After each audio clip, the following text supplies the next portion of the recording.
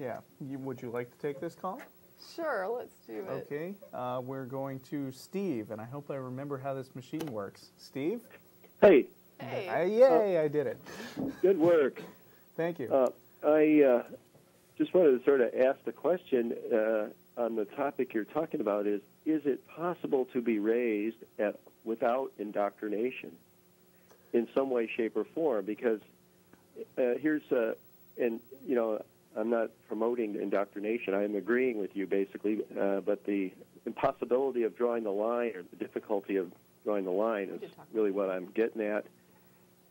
If you take the scientific method as a kind of approach to things, that is something that takes quite a bit of discipline and doesn't happen the first time you hear it. I mean, it takes a lot of, in a sense, training and learning to figure out, how does it work and why does it work, and and the payoff happens after lots of investment in it that you wouldn't make unless somebody just said, this is important to learn, right? And which is in a sense a kind of indoctrination in the sense that someone's saying this is right, stick with it, you're going to get a benefit out of it, and trust me. And without that, how can you ever really become a developed human being without somebody doing that in some way, shape, or form? I think it is necessary for some adult or on a child to kind of tell them or direct them, and it's basically just stuff you get told that hopefully eventually you figure out how to take care of on your own. But that's how it works in reality. And if you can't do it without it, then you have to, if you're going to make any rules about it, you have to go, it's the what you're indoctrinating that you have to make the rule about, which is what I think Tracie was saying. I would agree with that. Yeah, well, I mean, it depends on exactly what you mean by indoctrination, but, I mean, I'd be inclined to say not only can you not raise a kid without a certain level of what might be called indoctrination, but it's not even necessarily that good a goal. I mean, you were mentioning the scientific method, and the scientific method is not pretend that you don't know anything at all and then try to figure out everything from scratch.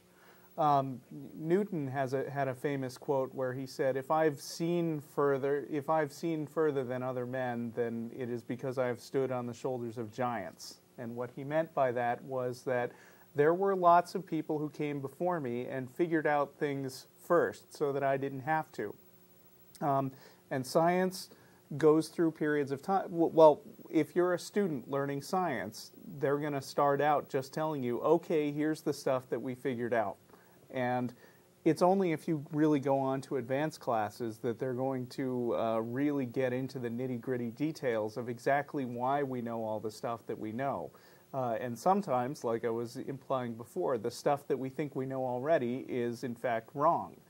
But nevertheless, you have to just tell people what we already know and over time fill in the background and hope that if there are any mistakes in what we supposedly know, then they'll be caught later. I mean, I think raising a child is a balance between telling a kid what is true, like don't cross the street without holding an adult's hand, and teaching them how to think so that they can come to these conclusions and form sort of a coherent model of the world on their own. Learn how to cross the street for themselves. Right. Yeah. But then, I guess the thing, I agree with what you're saying.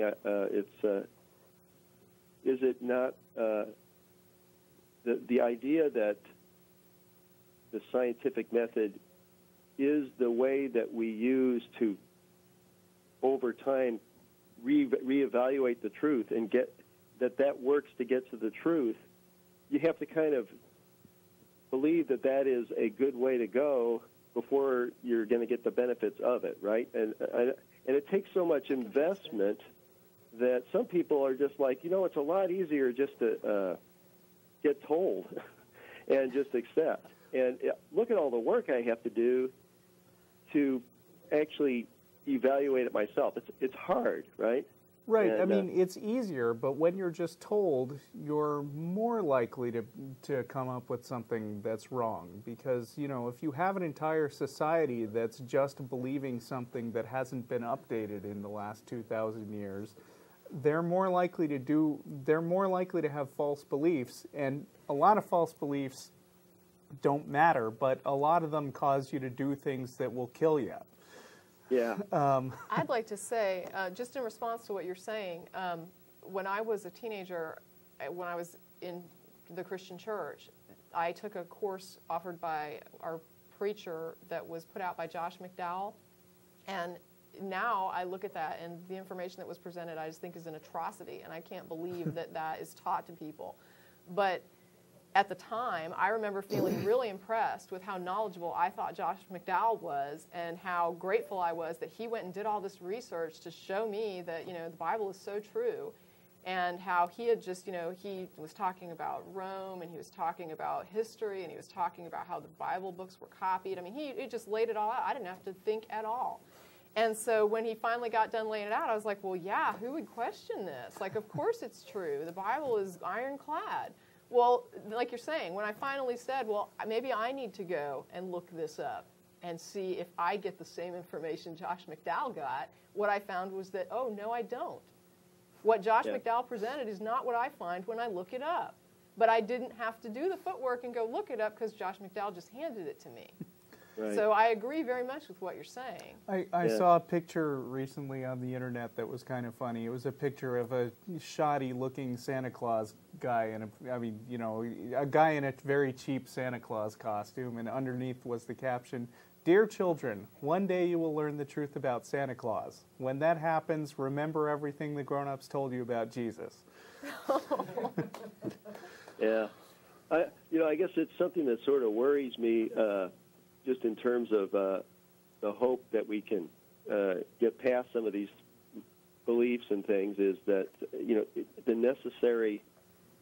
the antidote for it is education, which, you know, I do believe in, but it implies lots of kind of application of discipline and patience and working on it, and I worry that all the easy sort of shortcuts or jumping to conclusions or just accepting what people say, it's so much, in a sense, easier, even if it's less effective, means it's a tough battle to you know, when are we going to educate people all well enough so they all have the tools necessary to really do a good job of evaluating but I mean, things? What's the alternative? I mean, you're not going to get very far trying to avoid any statement of this is what is in fact true for the first 5 or 10 years of a child's life.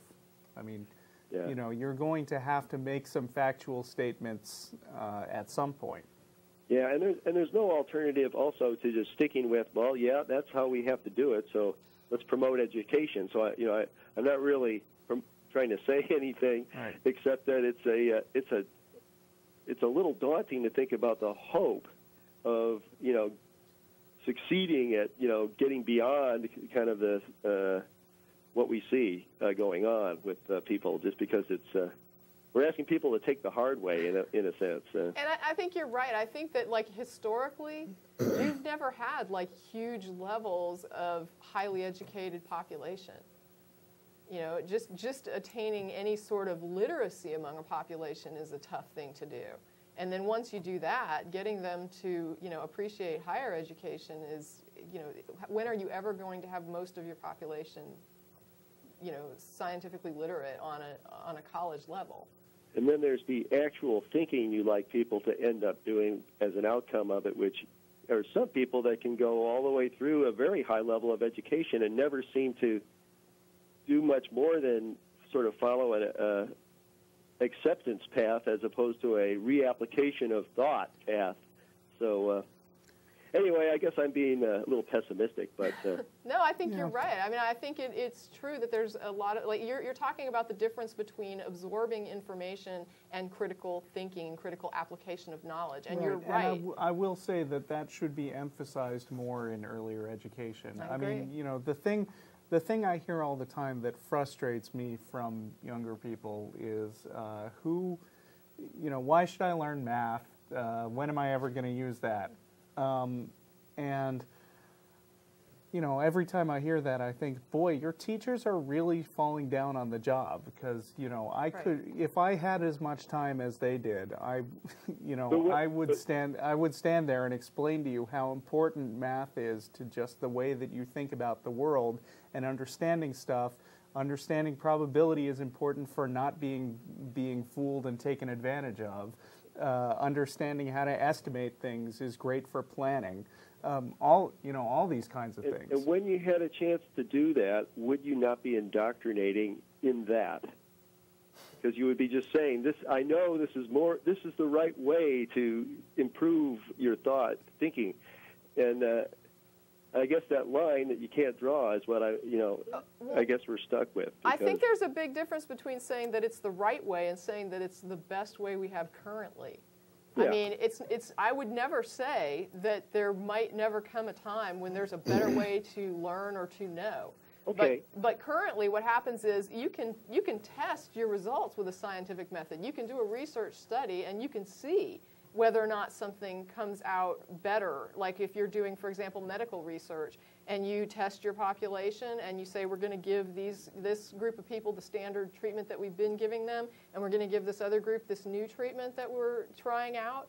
Well, if both populations come out with the same result, well, then you know that the standard treatment is no better than the new treatment. Or if the new treatment does worse, then you know that the standard treatment is better than what you're proposing. And I mean, you can repeat it too. That's the other thing. It's got repeatability. Sure. And this is the type of thing that you don't have, for example, with something like prayer, where you do it and it works and sometimes it doesn't work, and then if it doesn't work, it's just because God said no, and it's just, it's no better than flipping a coin, Yeah. And it is the best way. It's just, in order to get people as students through the process of learning to do it, you got to just tell them it's the best way, and just telling them is a part of it. And, that's just where we get stuck with, okay, well, that's what some people think you should be telling kids, and then there's other people that think you should be telling them a bunch of other stuff.